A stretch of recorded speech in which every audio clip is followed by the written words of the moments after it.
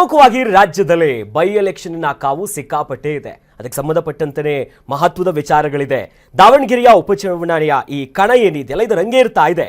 BJP Congress ಸೇರಿ ಅನೇಕ ಅಭ್ಯರ್ಥಿಗಳು ನಾಮಪತ್ರವನ್ನ ಸಲ್ಲಿಸಿದ್ರು. ಬಣ ಬಡಿದಾಟವನ್ನ ಮರೆತು ಯಡಿಯೂರಪ್ಪ, ಸಿದ್ದೇಶ್ವರ ಅವರು, ಸಿಟಿ ರವಿ ಸೇರಿದಂತೆ ಅನೇಕ ನಾಯಕರು ಬೃಹತ್ ಮೆರವಣಿಗೆಯನ್ನ ನಡೆಸಿ ಪ್ರಮುಖವಾಗಿ ಅವರ ಅಭ್ಯರ್ಥಿಯಾಗಿರುವಂತಹ ಶ್ರೀನಿವಾಸ ದಾಸಕರಿಯಪ್ಪ ಅವರ ನಾಮಪತ್ರ ಸಲ್ಲಿಕೆ ಮಾಡುವಂತ ಸಂದರ್ಭದಲ್ಲಿ ಎಲ್ಲರೂ ಕೂಡ ಸಾಥ್ ಕೊಟ್ರು. ಏನು ಸಿಎಂ, ಡಿಸಿಎಂ ಸೇರಿದಂತೆ ಅನೇಕ ಶಾಸಕರು ಸಮರ್ಥ ನಾಮಪತ್ರವನ್ನ ಸಲ್ಲಿಕೆ ಮಾಡೋದ್ರಲ್ಲೂ ಕೂಡ ಹಾಜರಾಗಿದ್ರು. ಜೊತೆಯಲ್ಲಿ ಕಾಂಗ್ರೆಸ್ ಟಿಕೆಟ್ ಆಕಾಂಕ್ಷಿಯಾಗಿದ್ದಂತ ಸಾದಿಕ್ ಪೈಲ್ವಾನ್ ಕೂಡ ಪಕ್ಷೇತರ ಅಭ್ಯರ್ಥಿಯಾಗಿ ನಾಮಪತ್ರವನ್ನ ಸಲ್ಲಿಸಿಬಿಟ್ಟಿದ್ದಾರೆ. ಏನು ಎಸ್ಡಿಪಿಐ ಇಂದ ಅಫ್ಸರ್ ಕುಡ್ಲಿಪೇಟೆ ಕೂಡ ನಾಮಿನೇಷನ್ ಅನ್ನ ಫೈಲ್ ಮಾಡಿದ್ರು. ಇವತ್ತಿನ ಈ ದಾವಣಗೆರೆಯ ನಾಮಪತ್ರ ಸಲ್ಲಿಕೆಗೆ ಸಂಬಂಧಪಟ್ಟಂತೆ ಅಭ್ಯರ್ಥಿಗಳು ಮತ್ತು ಘಟಾನುಘಟಿ ನಾಯಕರು ಒಂದಿಷ್ಟು ಹೇಳಿಕೆ ಕೊಟ್ಟಿದ್ದಾರೆ. ಅದು ನೋಡ್ಕೊ ಬರೋಣ. ಸಾದಿಕ್ ಪೈಲ್ವಾನ್ ನನ್ನ ಹೆಸರು, ಅಭ್ಯರ್ಥಿಯಾಗಿ ನಾನು ನಾಮಿನೇಷನ್ ಪತ್ರವನ್ನು ಸಲ್ಲಿಸಿದ್ದೀನಿ. ನಾನು ರಣರಂಗ ಮೈದಾನದಲ್ಲಿ ಯಾವ ಕಾರಣಕ್ಕೂ ಇರೋದಿಲ್ಲ. ನಾನು ಚುನಾವಣೆಯಲ್ಲಿ ಸಿದ್ಧ. ನಾನು ಬಂಡಾಯ ಅಭ್ಯರ್ಥಿಯಾಗಿ ನಾನು ಚುನಾವಣೆಯಲ್ಲಿ ಮಾಡ್ತೇನೆ. ನನಗೆ ಎಲ್ಲ ಆಯಿಂದ ವರ್ಗದವರು, ಅಲ್ಪಸಂಖ್ಯಾತರು ನನಗೆ ಆಶೀರ್ವಾದ ಮಾಡಿದ್ದಾರೆ. ಖಂಡಿತವಾಗೂ ನನ್ನ ಗೆಲುವು ಖಚಿತ ಅಂತೇಳಿ ನಾನು ನಿಮ್ಮ ಮೂಲಕ ಹೇಳಕ್ಕೆ ಇಷ್ಟಪಡ್ತೀನಿ. ಅಭ್ಯರ್ಥಿ ಗೆದ್ದೇ ಗೆಲ್ತಾರೆ ಅಂತ ವಿಶ್ವಾಸ ನನಗಿದೆ.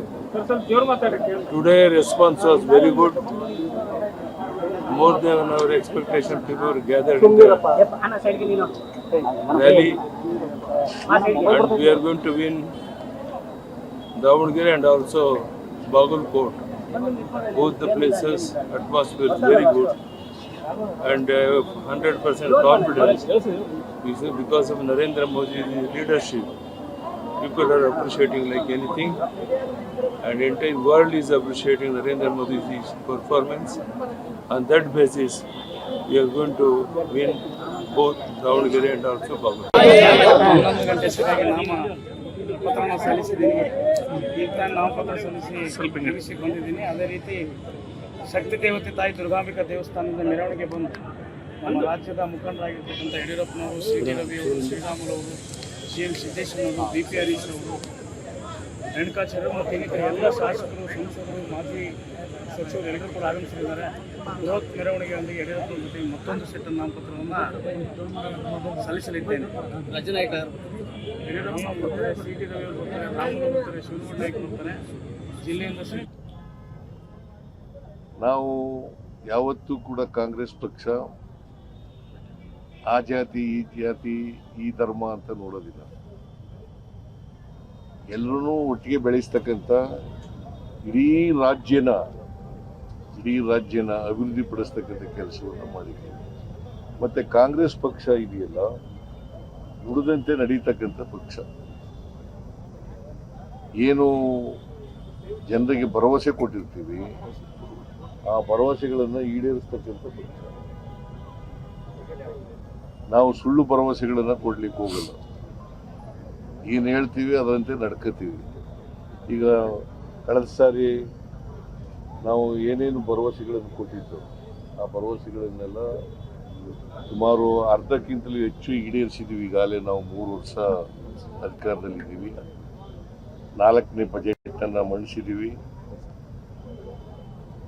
ನೀವು ಬಜೆಟನ್ನು ನೋಡಿದಾಗ ಗೊತ್ತಾಗುತ್ತೆ ಭಾಳ ಸ್ಪಷ್ಟವಾಗಿ ನಾವು ನುಡಿದಂತೆ ನಡೆಸಿದ್ದೀವೋ ಇಲ್ವೋ ಅಂತಕ್ಕಂಥದ್ದನ್ನು ಭಾಳ ಸ್ಪಷ್ಟವಾಗಿ ಗೊತ್ತಾಗುತ್ತೆ. 5 ಗ್ಯಾರಂಟಿ ಯೋಜನೆಗಳನ್ನು ಕೂಡ ಕೊಟ್ಟಿದ್ದೀವಿ. 5 ಗ್ಯಾರಂಟಿ ಯೋಜನೆಗಳನ್ನು ಕೂಡ ಜಾರಿ ಮಾಡಿದ್ದೀವಿ. ದಾವಣಗೆರೆ ಈಗಾಗಲೇ ಮಲ್ಲಿಕಾರ್ಜುನ ಅವರು ಹೇಳದಂತೆ ನಂಬರ್ 1 ಈ 5 ಗ್ಯಾರಂಟಿ ಯೋಜನೆಗಳನ್ನು ಜಾರಿ ಮಾಡಿರೋದು ನಂಬರ್ 1 ಅಂತ. ಹಾಗೆ ಹೆಚ್ಚು ಕಡಿಮೆ ಎಲ್ಲ ಗ್ಯಾರಂಟಿಗಳನ್ನು ಜಾರಿ ಮಾಡಿದ್ದೀವಿ. ನಮ್ಮ ಶಿವಶಂಕರಪ್ಪನವರು ಇಲ್ಲ, ನೀನು ಇಲ್ಲೇ ಕಲಿತು ಇಲ್ಲೇ ವ್ಯವಹಾರ ವಹಿವಾಟೆಲ್ಲ ನೀನು ಮಾಡು ಅಂತೇಳಿ ಅವನಿಗೆ ಮಾರ್ಗದರ್ಶನವನ್ನು ಕೊಟ್ಟು ಇಲ್ಲಿ ಬಿಟ್ಟಿದ್ರು. ಸೊ ಇವತ್ತು ಈ ಕ್ಷೇತ್ರದ ಜನತೆ, ನಮ್ಮೆಲ್ಲ ಕಾರ್ಯಕರ್ತರು, ಮುಖಂಡಗಳು, ಎಲ್ಲ ವರ್ಗದ ಮುಖಂಡಗಳು ಅವ್ರನ್ನ ಇವತ್ತು ಹೆಸರನ್ನು ಸೂಚಿಸಿದ್ರು. ಸೊ ನಾನು ಮುಖ್ಯಮಂತ್ರಿಗಳು ಮತ್ತು ನಮ್ಮ ಪಕ್ಷದ ವರಿಷ್ಠರೆಲ್ಲ ಕೂಡ ಚರ್ಚೆ ಮಾಡಿ ನಮ್ಮೆಲ್ಲ ಶಾಸಕರ ಜೊತೆಯಲ್ಲಿ ಚರ್ಚೆ ಮಾಡಿ ಈ ನಿರ್ಧಾರಕ್ಕೆ ಬಂದಿದ್ದೇವೆ. ಅಖಾಡ ಅಂತೂ ಸಿದ್ಧ ಆಗ್ಬಿಟ್ಟಿದೆ. ಆದ್ರೆ ಈ ಬಂಡಾಯದ ಬಿಸಿ ಅನ್ನೋದನ್ನ ಸರಿ ಮಾಡ್ಕೊಳ್ಳೋದಕ್ಕೆ ಕಾಂಗ್ರೆಸ್ಸಿನ ಭದ್ರಕೋಟೆ ಉಳಿಸ್ಕೊಳ್ಳೋದ್ರಲ್ಲಿ ಯಶಸ್ವಿ ಆಗತ್ತಾ, ಅಥವಾ ಈ ಬಂಡಾಯದ ಬಿಸಿಯನ್ನೇ ಬಿಜೆಪಿ ಲಾಭ ಮಾಡ್ಕೊಳ್ಳುತ್ತಾ ಅನ್ಸುತ್ತೆ ಈ ಬಾರಿ? ಒಂದು ಹಂತಕ್ಕೆ ದಾವಣಗೆರೆಯಲ್ಲಿ ಇವರು ನಮ್ಮ ಮಲ್ಲಿಕಾರ್ಜುನ ಅವರು ಮೊದಲು ಗೆದ್ದಂಗಾಯ್ತು.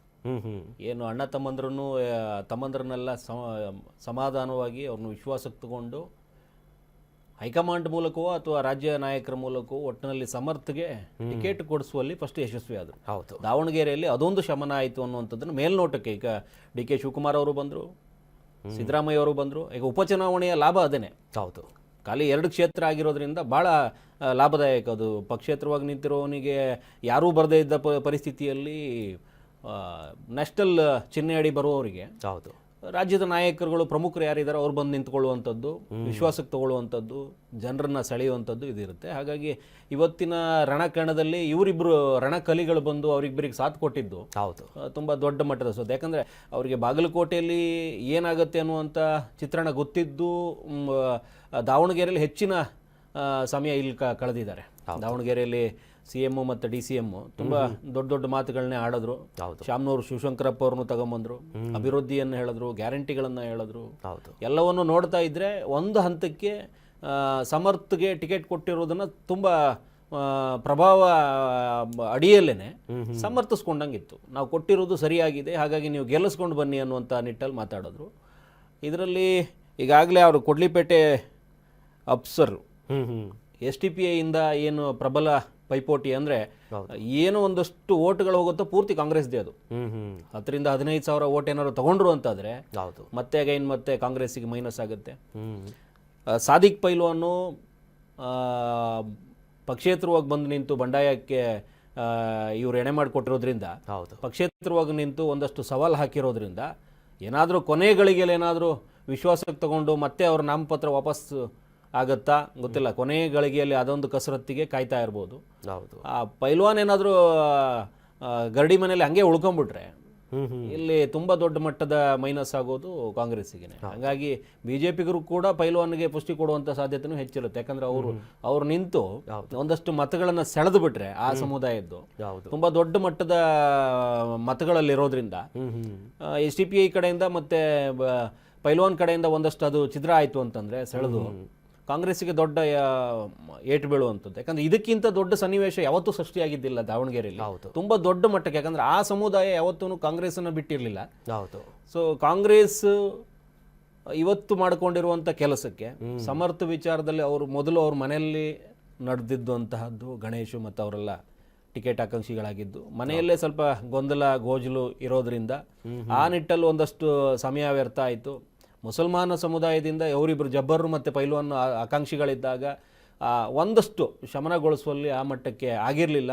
ಕೊನೆಗಳಿಗೆಯಲ್ಲಿ ಜಬ್ಬರ್ ಅವ್ರನ್ನ ವಿಶ್ವಾಸಕ್ಕೆ ತಗೊಂಡು ಮುಂದೆ MLC ಮತ್ತೆ ಆಯ್ಕೆ ಮಾಡೋಣ ಅನ್ನೋ ನಿಟ್ಟಲ್ಲಿ ಅವ್ರನ್ನೇನೋ ವಿಶ್ವಾಸಕ್ಕೆ ತಗೊಂಡಂಗಿದ್ದಾರೆ. ಆದರೆ ಸಾದಿಕ್ ಪೈಲ್ವಾನ್ ಯಾವ ಕಾರಣಕ್ಕೂ ಹಿಂದೆ ಸರಿಯೋ ಮಾತಿಲ್ಲ. ರಣಕಣದಲ್ಲಿ ನಾನು ಇದ್ದೇ ಇರ್ತೀನಿ ಅನ್ನುವಂಥದ್ದು ಹೇಳಿದ್ ನೋಡಿದ್ರೆ ತುಂಬ ದೊಡ್ಡ ಮಟ್ಟಕ್ಕೆ ಆತ ಏನೋ ಒಂದು ಪೈಪೋಟಿ ಕೊಡುವ ಸಾಧ್ಯತೆ ಇದೆ. ಜೊತೆಲಿ ಒಂದು ಕಡೆಯಲ್ಲಿ ಬಿಜೆಪಿಗೆ ಒಂದು ರೀತಿ ಪ್ಲಸ್ ಅಂತಂದ್ರೆ JDS ಬೆಂಬಲ ಇದೆ, NDA ಬೆಂಬಲ ಒಂದು ಕಡೆ. ಜೊತೆಯಲ್ಲಿ ಆರಂಭಿಕವಾಗಿ ಸಿಡಿದೆದ್ದಿದ್ದಂಥ ವಿನಯ್ ಕುಮಾರ್ ಕೂಡ ಈಗ ಬಿಜೆಪಿಗೆ ಸಾಥ್ ಕೊಟ್ಟು ನಿಂತಿದ್ದಾರೆ. ಕುರುಬ ಸಮುದಾಯವನ್ನು ಸೆಳೆಯೋದ್ರಲ್ಲೂ ಒಂದಿಷ್ಟು ಯಶಸ್ವಿ ಆಗುತ್ತೆ. ತಳಮಟ್ಟದ ನಾಯಕನನ್ನ ಈ ಬಾರಿ ಅವಕಾಶ ಕೊಟ್ಟಿರೋದು ಒಂದು. ಯಾಕಂತಂದ್ರೆ ಈ ಸಾಮಾಜಿಕ ಜಾಲತಾಣದಲ್ಲಿ ಇವತ್ತು ಮಧ್ಯಾಹ್ನದಿಂದ ಚರ್ಚೆ ಆಗ್ತಿರೋದು ಒಂದೇ, ಸಾಮಾನ್ಯ ಕಾರ್ಯಕರ್ತನಿಗೆ ಅವಕಾಶ ಕೊಟ್ಟಿರುವಂಥ ಬಿಜೆಪಿ ಗ್ರೇಟು ಅಥವಾ ಕುಟುಂಬ ರಾಜಕಾರಣಕ್ಕೆ ಮಣೆ ಹಾಕಿ ಇವರು ಗ್ರೇಟಾ ಅನ್ನೋ ಚರ್ಚೆ ಆಗ್ತಿದೆ. ಯಾವತ್ತೂ BJP ಹೈಕಮಾಂಡು ಚಾಣಾಕ್ಷ ರೀತಿಯಲ್ಲಿ ವರ್ತಿಸುತ್ತೆ ಅನ್ನುವಂಥದ್ದಕ್ಕೆ ಇದೊಂದು ಸಾಕ್ಷಿಭೂತ ಆಯಿತು. ಅಂದರೆ ವಿನಯ್ ಕುಮಾರ್ ತಂದು ನಿಲ್ಲಿಸಿದ್ರು ಈ ಮಟ್ಟಕ್ಕೆ ಸದ್ದು ಮಾಡೋದಕ್ಕಾಗ್ತಿತ್ತು ಅಥವಾ ಹೇಳ್ಕೊಳ್ಳೋದಕ್ಕೆ ಆಗ್ತಿರ್ಲಿಲ್ಲ. ಹೌದು, ಯಾಕಂದರೆ ಕಳೆದ ಬಾರಿಯಲ್ಲಿ ಪಕ್ಷೇತರವಾಗಿ ನಿಂತು MP 40-42 ಸಾವಿರ ಓಟ್ಗಳನ್ನು ಸೆಳೆದವ್ರನ್ನ ಆಕಸ್ಮಿಕವಾಗಿ ತಂದಿರುವುದಂತ ಎಲ್ಲೂ ಮೇಲ್ನೋಟಕ್ಕೆ ಕಾಣಿಸ್ತಿರ್ಲಿಲ್ಲ. ಸಹಜವಾಗಿ ಒಬ್ಬ ವ್ಯಕ್ತಿಯನ್ನು ತಗೊಂಬಂದು ನಿಲ್ಸ್ಕೊಂಡ್ರು, ಮತ್ತೊಂದಷ್ಟು ಕಂಪನಿ ಖಾಸಗಿ ಒಡೆಯ ತಗೊಂಬಂದು ನಿಲ್ಸ್ಕೊಂಡ್ರು, ಒಂದಷ್ಟು ಹಣಬಲನೆ ಮತ್ತೆ ಮಾತಾಯಿತು ಅನ್ನುವಂಥದ್ದು ಏನಾದ್ರು ನಡೀತಿತ್ತೇನೋ. ಆದರೆ ಇಲ್ಲಿ ಒಬ್ಬ ST ಸಮುದಾಯದ ಅಂದರೆ ತಂದೆ ಮೂಲನೂ ಸ್ವಲ್ಪ ದೊಡ್ಡ ಮಟ್ಟದ ಶಕ್ತಿಯಾಗಿ ನಿಂತ್ಕೊಂಡಿರುವಂತಹ ಆ ದಾಸ್ ಕರಿಯಪ್ಪನ್ ತಗೊಂಬಂದು ಏನು ಅಭ್ಯರ್ಥಿ ಮಾಡಿಬಿಟ್ರು, ಹೌದು, ಇವ್ರಿಗೆ ಹೇಳ್ಕೊಳ್ಳೋದಕ್ಕೆ ಅದೇ ಚಾಣಕ್ಷತೆ ಮೆರೆದಿರುವಂಥದ್ದು. ಅಂದ್ರೆ ನಾವು ಬೂತ್ ಮಟ್ಟದ ನಾಯಕರನ್ನ ಕೂಡ ಗುರುತಿಸ್ತೀವಿ, ಹೌದು, ಯಾವುದೇ ಹಣಬಲ ಇರಬೇಕು ಅನ್ನುವಂಥ ಕಾನ್ಸೆಪ್ಟ್ ಇಲ್ಲ ನಮ್ಮಲ್ಲಿ. ಎಸ್ ಟಿ ಸಮುದಾಯದ ಮತ ಏನು 18,000 90,000 ಅಷ್ಟೇ ಇರುವಂಥದ್ದು. ಹೌದು. ಆ ಮಟ್ಟದ ನಾಯಕರನ್ನ ಗುರುತಿಸಿ ನಾವು ಅಭ್ಯರ್ಥಿ ಮಾಡ್ತೀವಿ ಅನ್ನುವಂಥ ಕಾನ್ಸೆಪ್ಟ್ ಏನು ಬಂದ್ರು ಇವರು. ಸೊ ಅಲ್ಲೂ ಒಂದು ಸಣ್ಣ ಮಟ್ಟದ ಗೆಲುವು ಇವ್ರ ಕಡೆ ಆಯ್ತು. ಹೌದು. ಈ ಗೋಜಲು ಗೊಂದಲಗಳ ಮಧ್ಯೆ ಬಿಜೆಪಿಗರು ಎಲ್ಲರನ್ನೂ ಸಿದ್ದೇಶ್ವರ ಬಣ, ಹರೀಶ್ ಬಣ, ರೇಣುಕಾಚಾರ್ಯ ಬಣ, ಆಮೇಲೆ ಅಜಯ್ ಕುಮಾರ್ ಬಣ ಇವನ್ನೆಲ್ಲ ಸೇರಿಸ್ಕೊಂಡು ವಿಶ್ವಾಸಕ್ಕೆ ತಗೊಂಬಂದ್ಬಿಟ್ಟು ಎಲ್ಲ ಒಂದೇ ವೇದಿಕೆಯಲ್ಲಿ ಬಂದು ನಿಂತ್ಕೊಂಡು ಜೈಕಾರ ಹಾಕಿರುವಂಥದ್ದೇನಿದೆ, ದಾಸ್ ಕರಿಯಪ್ಪ ಅಂತವ್ರಿಗೆ ಸ್ವಲ್ಪ ಮಟ್ಟಕ್ಕೆ ಪುಷ್ಟಿ ಕೊಡ್ತು, ಬಲ ಕೊಡ್ತು. ಸೊ ಹಂಗಾಗಿ ಇದು ತುಂಬ ಈಸಿ ಆಗ್ತಾ ಹೋಯ್ತು ಇವರಿಗೆ. ಇವರು ಶಮನ ಮಾಡುವಷ್ಟೊತ್ತಿಗೆ ಇವರೆಲ್ಲ ಬಂದು ಒಂದೇ ವೇದಿಕೆಯಲ್ಲಿ ನಿಂತುಬಿಟ್ರು. ಭಾಳ ಬೇಗ ಬಂದು ನಿಂತ್ಕೊಂಡ್ರು, ಭಾಳ ಬೇಗ ವಿಶ್ವಾಸಕ್ಕೆ ಬಂದರು. ಇವತ್ತು ಯಡಿಯೂರಪ್ಪನವ್ರು ಕೂಡ ಬಂದು ಅದೇ ಬ್ಯಾಟ್ ಬೀಸ್ತಾ ಇದ್ರು. ಹಂಗಾಗಿ ಎಲ್ಲೂ ಕೂಡ ನಮಗೆ ಗೊಂದಲ ಇಲ್ಲ.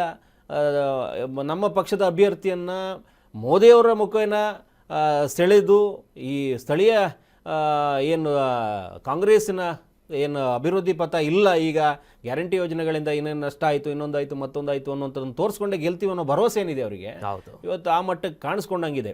ಎಲ್ಲಾದರೂ ಇವರು ರೇಣುಕಾಚಾರ್ಯ ಮತ್ತು ಸಿದ್ದೇಶ್ವರ ಬಣವನ್ನು ಒಟ್ಟುಗೂಡಿಸೋದಕ್ಕೆ ಆಗದೇ ಇದ್ದ ಪಕ್ಷದಲ್ಲಿ ಭಾಳ ದೊಡ್ಡ ಹೊಡೆತ ಸಿಗ್ತಾ ಇತ್ತು. ಇನ್ನು ಹಿನ್ನೆಲೆ ಏನು ನಡೆಯುತ್ತೋ ಅದು ಗೊತ್ತಿಲ್ಲ. ಇನ್ನು ಭಾಳ ದೊಡ್ಡ ಮಟ್ಟಕ್ಕೆ ಆಗಿರುವಂಥದ್ದು ಆಗುವಂಥದ್ದನ್ನು ನೋಡ್ಬೋದು. ಹಿಂದೆನೂ ಕೂಡ ಹಾಗೆ ಆಗಿತ್ತು. ಮಾತು ಬೇರೆ, ಕೃತಿ ಬೇರೆ. ಇವರೆಲ್ಲ ರಾಜಕೀಯ ವ್ಯಕ್ತಿಗಳು ಒಂದು ಹೆಜ್ಜೆನೂ ನಂಬಿಕೊಳ್ಳುವಂಥ ಪರಿಸ್ಥಿತಿಲಿ ಯಾವುದು ಸಮಾಜನೂ ಇಲ್ಲ, ಅಭ್ಯರ್ಥಿನೂ ಇಲ್ಲ. ಸದ್ಯಕ್ಕೆ ಅಭ್ಯರ್ಥಿನ ಕೇಳಿದ್ರು ಅದೇ ಪರಿಸ್ಥಿತಿ ಹಂಗಿದೆ. ಹಾಗಾಗಿ ರಾಜಕೀಯದಲ್ಲಿ ಏನು ಬೇಕಾದರೂ ಆಗ್ಬೋದು, ಯಾರು ಬೇಕಾದರೂ ಶತ್ರು ಆಗ್ಬೋದು, ಯಾರು ಬೇಕಾದರೂ ಮಿತ್ರರಾಗ್ಬೋದು. ಯಾರಿಗ್ಯಾರು ಶತ್ರು ಅಲ್ಲ, ಮಿತ್ರರು ಅಲ್ಲ ಅನ್ನೋಂಗೆ. ಹಂಗಾಗಿ ಈಗಲೂ ಕೂಡ ಹಣ ಮಾತಾಡುವಂಥದ್ದೇ ಹೆಚ್ಚು ಚುನಾವಣೆಯಲ್ಲಿ. ಉಪಚುನಾವಣೆ ಕಣ ರಂಗೇರಿದ ತಕ್ಷಣಕ್ಕೆ ಎಷ್ಟು ಹಣ ಬರ್ಬೋದು ಅನ್ನುವಂಥದ್ದನ್ನ, ಹಣದ ವಿಚಾರದಲ್ಲಿ ಮಲ್ಲಿಕಾರ್ಜುನ ಅವ್ರನ್ನ ಗೆಲ್ಲೋದಕ್ಕೆ ಬಿಜೆಪಿಗರ ಹತ್ರ ಸಾಧ್ಯ ಇಲ್ಲ, ಬಿಜೆಪಿ ಅಭ್ಯರ್ಥಿ ಹತ್ರ ಸಾಧ್ಯ ಇಲ್ಲ. ಆದರೆ ಅಲ್ಲಿ ನಡೆದಿರುವಂಥ ಒಂದಷ್ಟು ವಿಚಾರಗಳು, ಒಂದಷ್ಟು ಗೊಂದಲಗಳು ದಾಸ್ ಕರಿಯಪ್ಪಗೆ ಸಹಜವಾಗಿ ಅದು ಬಲ ಕೊಟ್ಟಿದೆ. ಸೊ ಬಿಜೆಪಿ ಅಲ್ಲೊಂದಷ್ಟು ಸದ್ದು ಮಾಡುತ್ತೇನೋ ಅನ್ನುವಂಥ ನಿಟ್ಟಲ್ಲಿ ಈಗ ಸದ್ಯದ ಪರಿಸ್ಥಿತಿ ಇರೋದು ನೋಡಿದ್ರೆ ಅವರು ಗೊಂದಲವನ್ನು ನಿವಾರಿಸ್ಕೊಂಡಿದ್ದಾರೆ, ಇವರು ಗೊಂದಲವನ್ನು ನಿವಾರಿಸ್ಕೊಳ್ಳೋ ನಿಟ್ಟಲ್ಲಿದ್ದಾರೆ. ಹಾಗಾಗಿ ಪ್ರಬಲ ಪೈಪೋಟಿ ಅಂತೂ ಇದೆ. ಯಾಕಂದ್ರೆ ಆ ಕುಟುಂಬವನ್ನು ಅಷ್ಟು ಸಾರಾಸಗಟ್ಟಾಗಿ ಹಂಗೆ ಎತ್ತಿಡೋಕೆ ಆಗೋದಿಲ್ಲ. ಯಾಕಂದ್ರೆ ಅದು ಶಾಮನೂರು ಶಿವಶಂಕರಪ್ಪ ಅವರು ಹಾಕಿರುವಂತಹ ಹಾದಿ ಹಂಗಿದೆ, ಗಟ್ಟಿ ಹಾದಿ. ಅಭ್ಯರ್ಥಿ ಯಾರೇ ಇದ್ರೂ ಕೂಡ ಶಾಮನೂರ್ ಅವ್ರನ್ನ ಇವತ್ತಿಗೂ ಕಾಂಗ್ರೆಸ್ನ ಇಂದಿರಾ ಗಾಂಧಿ ಮುಖ ನೋಡ್ಕೊಂಡು ಓಟ್ ಹಾಕುವಂತ ಕಾಲಘಟ್ಟನೂ ಇದೆ, ಈಗಲೂ ಇದೆ. ಇಂದಿರಾ ಗಾಂಧಿ ಅವ್ರನ್ನ ನೆನೆಸ್ಕೊಂಡೇ ಯಾರ ಅಭ್ಯರ್ಥಿ ಅಂತ ನೋಡಲ್ಲ, ಓಟ್ ಹಾಕುವಂತ ಇದಿದೆ ಕಾಂಗ್ರೆಸ್ ಅಲ್ಲಿ. ಹಂಗಾಗಿ ಆ ಭಾಗದಲ್ಲಿ ಶಾಮನೂರ್ ಅವರು ಆ ಹಾದಿಯಲ್ಲಿ ಹೋಗಿರೋರಾಗಿರೋದ್ರಿಂದ ಒಂದು ಅವರು ಸಾವಿನ ಸಿಂಪತಿ, ಮೊಮ್ಮಗ, ಇದೆಲ್ಲ ನೋಡಿದ್ರೆ ಒಂದು ಲೆಕ್ಕಕ್ಕೆ ಹೇಳೋದಕ್ಕೆ ಆಗೋದಿಲ್ಲ. ಪ್ರಬಲ ಪೈಪೋಟಿ ಅಂತೂ ಇದೆ. ನೋಟಕ್ಕೆ ಬಿಜೆಪಿಗೆ ಒಂದಷ್ಟು ಹೆಚ್ಚಿನ ಅವಕಾಶ ಇದೆ, ನೋಡಬೇಕು. Yes, Karnataka news beat follow ಮಾಡಿ, ಸಬ್ಸ್ಕ್ರೈಬ್ ಮಾಡಿ.